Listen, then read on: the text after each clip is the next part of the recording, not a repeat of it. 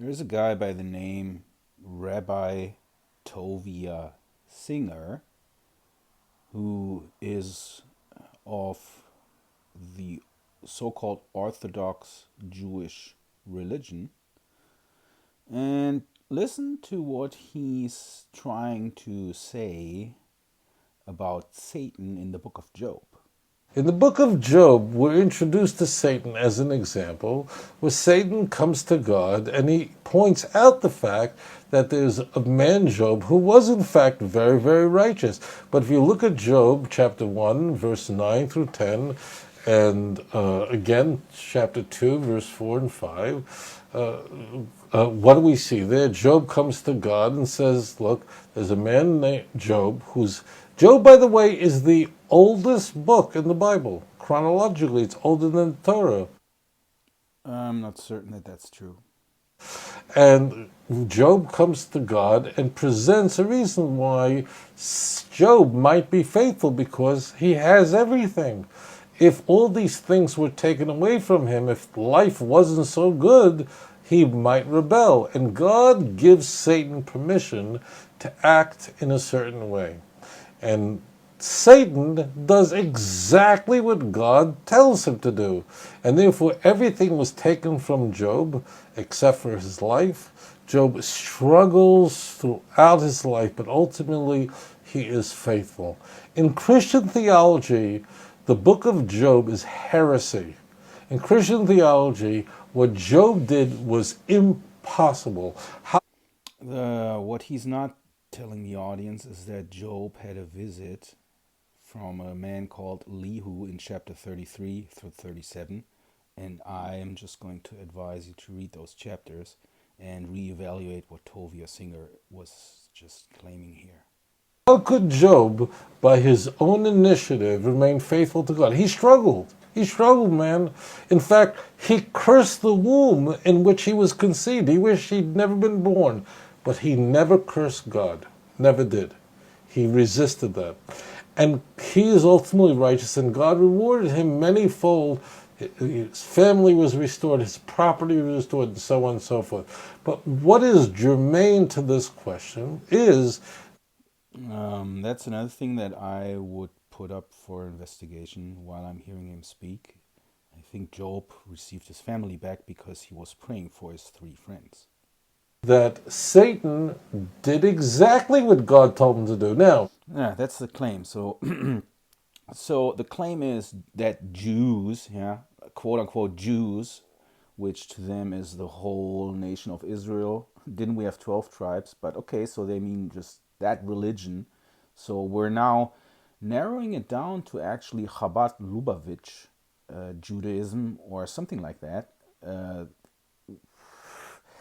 I mean, it's kind of weird, like the claims that these people make, and so this religious Jew right here is claiming that in the Bible, in the book of Job, Satan is God's partner who just does what God tells him to do. Right? Let's keep hearing before we disprove it. if Satan was an enemy of God, Christians frequently refer to him as Lucifer. The word Lucifer doesn't appear anywhere in the Christian Bible. It really is the name for the planet Venus, from a complete misunderstanding of Isaiah chapter 14, which I'll address in a moment. But if Satan is what we're told in Revelation, I have a video about the etymology of Lucifer and how it's actually only in the New Testament. If you're honest, it's in 2 Peter 1 verse 19 or 20, where it talks about the phosphorus rising in our hearts. And phosphorus is Greek for Latin Lucifer. It's the exact same words. So Lucifer, of course, is not a name for Satan. I agree on that, but he's not quite giving the correct explanation here. Let's move on. then the book of Job, we throw it in the garbage can, God forbid. Why? Because why would Satan come to God and ask permission? And God says, this is what you can do, this is what you can. And Job says, I'll do it. Does exactly. Yeah, he just comes and asks for permission, and then God does exactly what God tells him to do. I'm just going to read one verse. And the Lord said to Satan, by the way, Satan is always Ha-Shatan in Job. He is bearing an article in front of his name, which is unique outside the book of Zechariah and Job. It does not appear that way. So usually it's just somebody is an adversary. He is a Satan, or even God or the angel of the Lord stands in the way of Balaam as a Satan, as an adversary. So you get that. But the Satan, including a title, is one entity, and he is among the so-called sons of God. Yeah? And so the verse I'm reading here now will shed light on whether or not what ToviaSinger is claiming is true or not. So we have this being here called Ha-Shatan, so it's a single entity, and he is among a group called the sons of God who present themselves in front of God. And we know from other parts of the Bible that these sons of God were set over nations, or that the nations were divided according to the number of these sons of God. And that's in Deuteronomy 32, verse 7 and 8. And one of the nations was inherited by Adonai, which is the name for the God of the Old Testament, and that's Israel.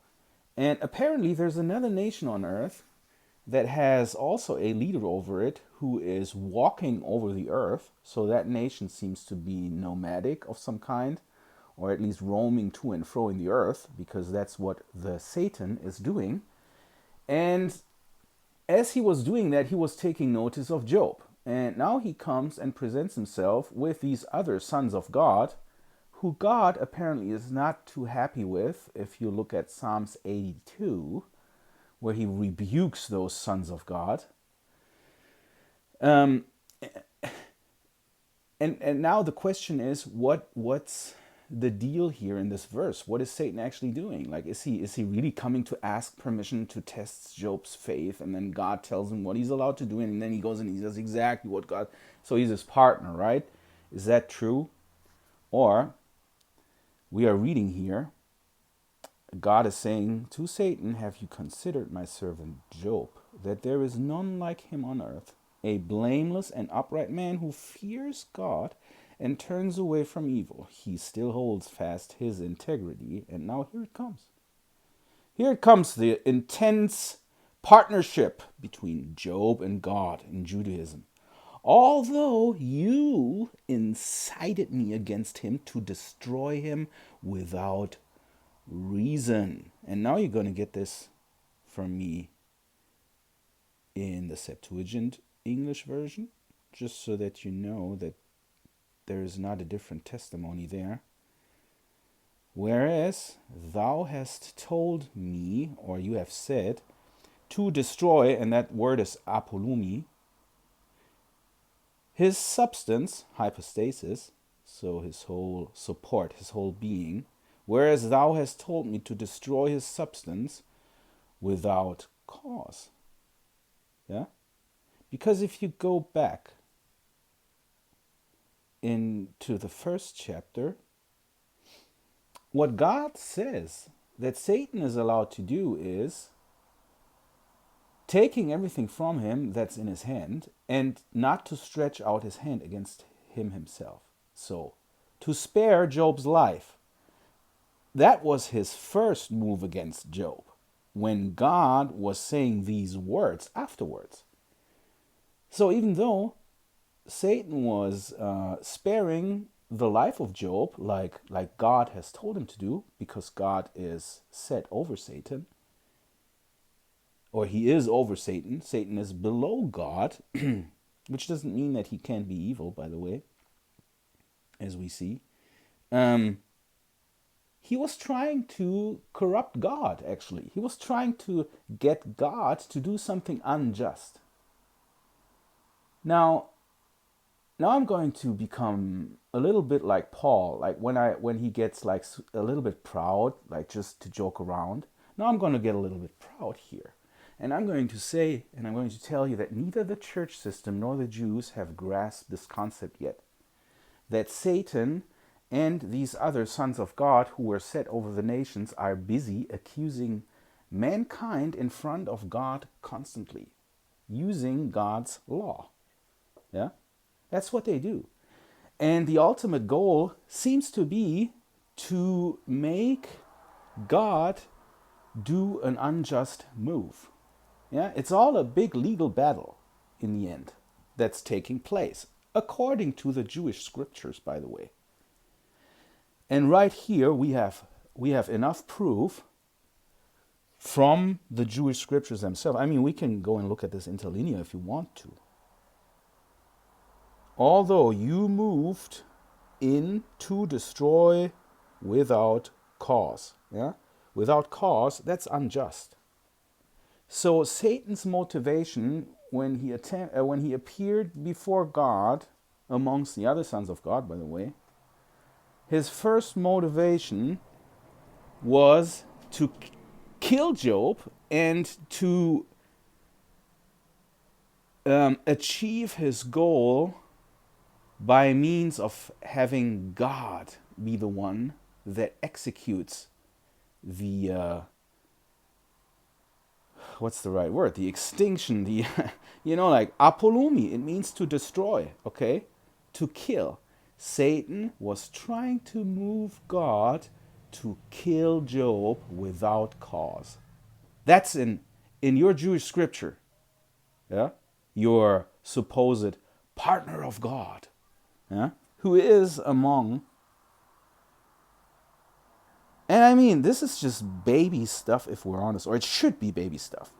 Well, I like guys like me had to dig for a couple of years to get to the point where I can like easily respond to these lies by guys like this lying rabbi, which we are warned about in the New Testament, by the way. But okay, like when they're trying to say like, oh well, we know it all better because we're the Jews. Like we have this history comes from us. Like we're the Jews. Well, your religion seems kind of weird to me. Like it's very esoteric. It doesn't seem to match the Old Testament. Like you don't even believe God has a body. Like you believe in this mystical, omnipresent, whatever it is. They're like, you don't even want to spell his name. You're like when you write God, you're like G-D. Like this, I mean, you think you're holier, okay? I get it. Like you're the holy guys, and we're not understanding your book of Job.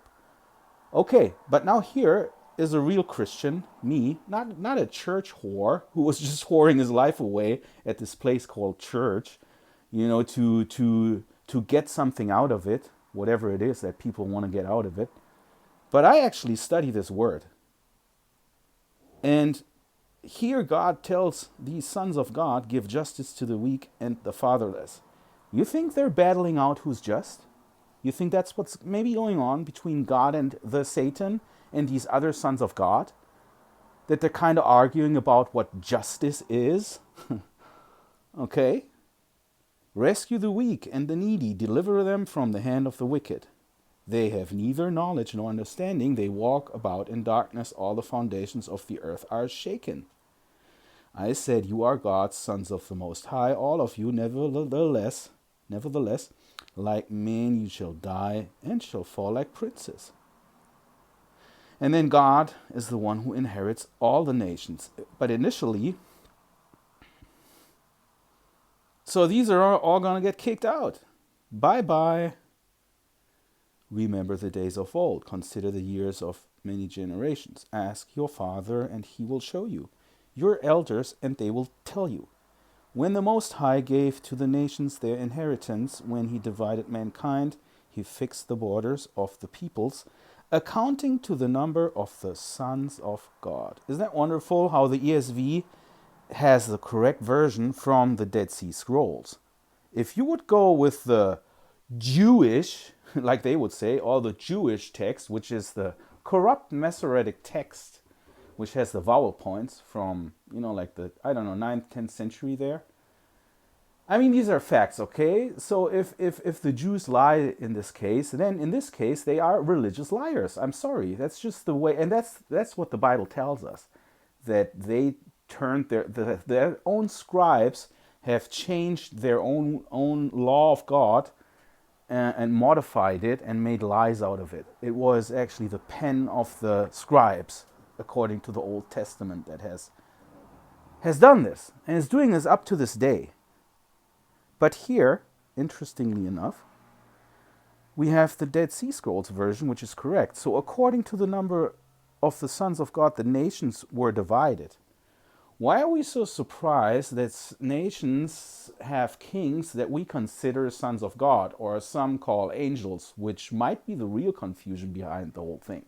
You know, like when these Jewish rabbis say angels, well, what is that? An angel is a malak, and it just means it's somebody that carries information.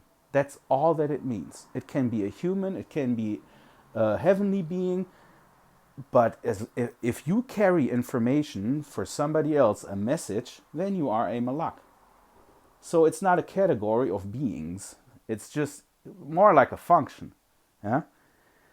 But here you have sons of God. In the Masoretic text, you actually have sons of Israel, whatever that's supposed to be then. But these sons of God were present at the creation, according to Job itself, Job 38, verse 7. Yeah? All the sons of God shouted for joy at the creation. The morning stars have been singing together. And so at some point, God, the Most High, divided the inheritance, and then Adonai received Israel, or Jacob, as his inheritance. And we know that this angel was leading the Israelites to Egypt, who was bearing God's name. So that's what's probably meant here, which confuses many to believe that the Old Testament used to be, in some form, polytheistic, that you have many gods, which somehow you do. Yes, you do have these many gods. By definition of the Bible, these B'nai Elohim are also called gods, right? That's what it says here. You are gods, yeah? So you have the Most High and you have the gods.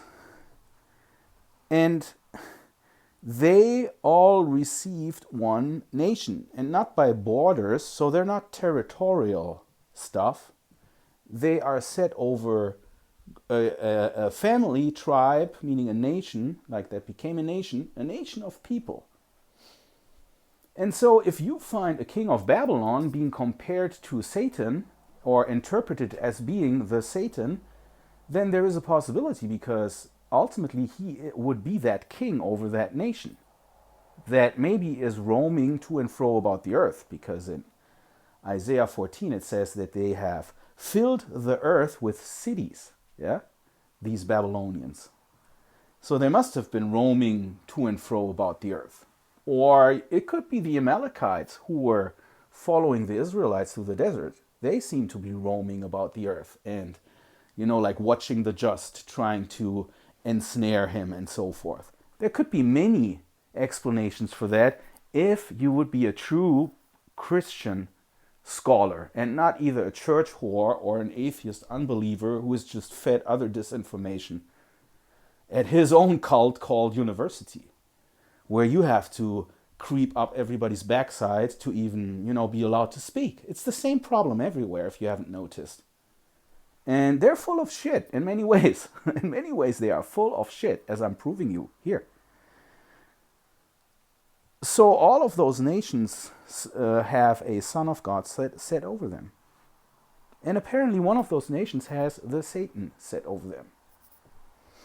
There might even be a second one in Tyrus, which is a cherub in Ezekiel 28. It's not necessarily the same one as the one in Isaiah 14. This could be two different ones. I've been speculating that the second one is a corrupted cherub from Genesis 3:22, who were supposed to guard the tree of life. Yeah, and maybe that cherub was corrupted by means of the snake. Yeah, maybe in partnership with Cain, and then somehow those were set over the nations of Cain, but then the flood came, and so they were set over different nations. Who knows? I don't know. I don't have the full answer yet. But what I can tell you is that, first of all, the Satan is not God's partner, because he's trying to get God to make an unjust move, probably to accuse God in the end. and to get him off his throne, because God is the ultimate judge and authority of justice. That's his claim, right? And that's Satan's aim and goal, to sit in that chair. He wants to be the ultimate authority on what justice is, and he wants to be the just judge. And we see this conflict played out in the book of Job. And I'm sorry, I'm just going to be flat out. This guy is just full of shit in this sense. And I can just tell, if I just see him talk, I see it in the eyes. It's just, he's just bullshitting everybody because he's in the darkness. He doesn't know anything.